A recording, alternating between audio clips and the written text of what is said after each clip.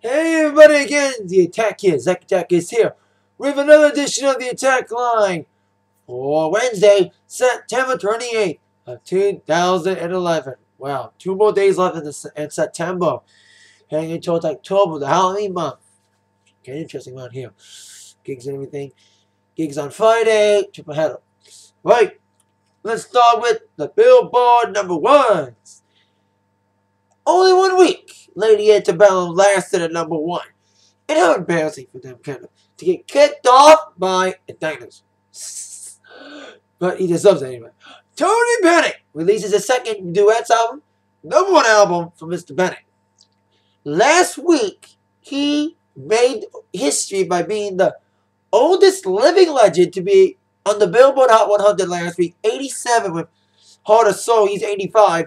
Now this week, he's the oldest living artist to be #1 on the Billboard Top 200. He's 85 this year, so congrats to Tony Bennett. That's 2. #1 this week. Do not know who's going to take him down, but we'll see what happens if he lasts another week or not.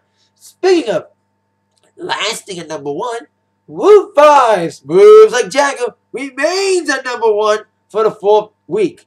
While MFAO's I'm Sexy and I Know It is #10, giving them a second straight top 10 hit from their album Sorry for Party Rockin' after the smash Party Rock Anthem. And making a big debut was Rihanna. Her new single, We Found Love, debuted at #16 on the charts. They'll probably rise as radio airplay comes in. And hopefully when the video comes out.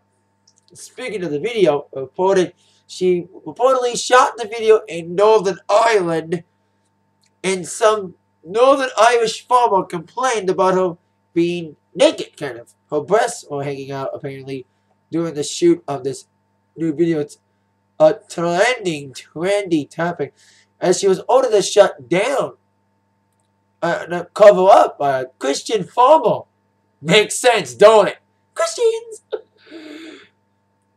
Who took exception to her inappropriate behavior of filming a video on his land. Controversy has erupted in Northern Ireland. It was even discussed Tuesday by lawmakers. She was given permission to film it, but apparently her risque boobage kind of got in the way. But we'll see what happens when the We Found Love video premieres. No air date yet, and no title still for a new album set for release. So November 21st. Alright. And also, in the news, a star was given on the Hall of Fame, Walk of Fame, to Melissa Etheridge. She deserves it, a female rocker. It's been around since 1988. Hit singles include I'm the Only One, Come to My Window, I Wanna Come Over, Ain't It Heavy, Somebody Bring Me Some Water, and Your Little Secret. The openly gay Etheridge has been a big activist towards gay rights. She's won an Oscar for Best Original Song and was diagnosed with breast cancer but survived it. This, of course, kicks off Pinktober. A lot of people getting ready for Breast Cancer Awareness Month, including Hungry Howie's, NFL, and the Hard Rock Cafes, prepare to have AIDS and gay-related events. And it's not the only Etheridge news coming out this week. This ain't the only Etheridge news. She's apparently battling custody with her former wife, Tammy Lynn Michael, over their 4-year-old twins. See how that turns out. But congrats to Etheridge on the big honor to be on the Star of the Hall of Fame, Walk of Fame. Congrats to you. You deserve it, girlie. And in other news, the CMAs announced this last week that Brad Paisley was confirmed to perform, and no word on whether or not he would perform Remind Me with Carrie or not. Well, it's official. Brad and Carrie will be performing Remind Me at the CMAs on November 9th. Tickets, of course, went on sale last Saturday, and tickets, as I heard, are still available at the CMAs. Like I said, if you want to go down to Nashville for the CMAs, check it out, man. It's once in a lifetime opportunity. I went last year. It's awesome. But you're watching it here at home. Now let's get down to some TV news before I do. Little wrestling note. Rey Mysterio is in for another leg surgery. Of course, he injured his leg again over the summer. and after being written out by getting his ass beat and injured by Bota Del Rio, he had one injury. Now he's required for another one. He treated that he was in the hospital getting another one. Now there's a lot of debate for people whether or not Rey should retire or not. You know what I mean? Because you saw what happened to Edge. You know, he got so many injuries, and he had to be forced to retire after getting an MRI. We don't want that to happen to Rey. You know, there's a lot of debate about whether or not Rey should retire or not now or later. But it's what Rey wants to do. You know, I say Rey does one more one and then retires. That's what I think. He should do like one more one as a champion and then be done. I seriously don't want to be like Edge or a chance to be on a wheelchair. I don't want that to happen to Rey. He's too talented to be in a wheelchair, but let's see what happens with Rey and his decision. Now, TV news. First things first, Dance with the Stars, Elizabeth got out. A lot of people cheered and jeered at the same time. Now, I knew that Jazz is not going to be out because of the popularity contest. I told you, dancing ain't just about consistency. It's about popularity because they make a person stay over another who deserved it. I mentioned yesterday about Brandy getting voted out over Bristol Palin. Other big shockers included Sabrina Bryan in the past. So we don't want to go down the line with that. But Elizabeth, I liked her, but it's like I agree. She had no energy to her performances. She did improve, but like I said, everybody else outshined her. But Chaz will be out one way or another. Chaz will be out unless she does not improve. We'll see what happens next week on Dancing. And also Glee. Glee had a little bit of humor last week, but all that humor went away to more drama. What else is new?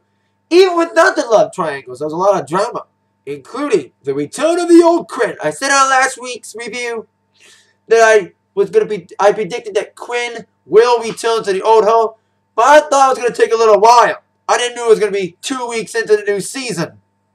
Just like they're firing people, you know what I mean? They fire someone and they return quick. That's what happened with the Glee and Quinn situation.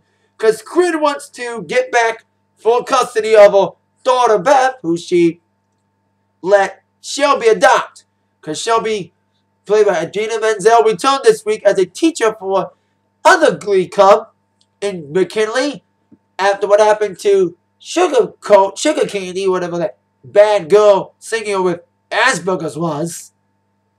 Makes me look sane. And I have Asperger's. Anyway, other storylines included Kurt trying to audition for Tony for the school production of West Side Story. Ended with a cliffhanger with Blaine auditioning for another role, but it ended with, you want to audition for Tony? And it went on Kurt, and that's how the show ended. I was like, oh boy, shit's going to hit the fan next week with Mercedes and wait till the Battle of the Divas for Maria. Well, we'll see what happens with the Tony situation with Blaine and Kurt. And Kurt's also running for class president against Brittany after being resistant to a unicorn campaign. Probably the only funny thing of the entire show. And Brittany looked cute in that unicorn hat.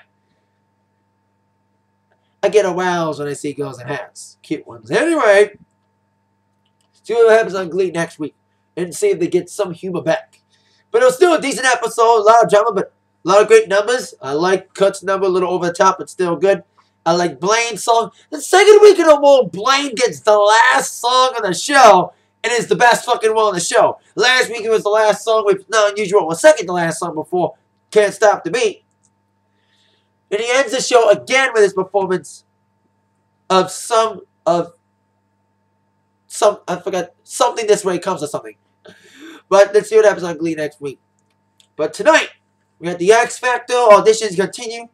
Hopefully they can get some higher ratings after getting his ass ripped by Modern Family last week. Speaking of Modern, I'll talk about that in a second. But auditions have been a hit and miss. There's been some good ones, but we can't really tell about the X Factor until it gets to past the auditions. Until like the mentoring rounds and the voting rounds. Let's get to that later on. But so tonight, 8 again on Fox. But Modern Family's on tonight as well. Last week's season premiere was awesome. The 1 hour season premiere, 2 great episodes. The Dude Ranch episode, LMFAO, hysterical. And also the second episode involving the announcement of the adoption process for Kim Mitch's next baby. Now, tonight's show, don't know much about tonight's Modern Family tonight. But you know what happens? Modern Family fucking rules. Tonight's episode is called Phil on Wire. I saw a photo of Phil on a trapeze wire. Oh boy, this should be another LOL episode tonight. It'll take place tonight at 9/8 Central. Only on ABC.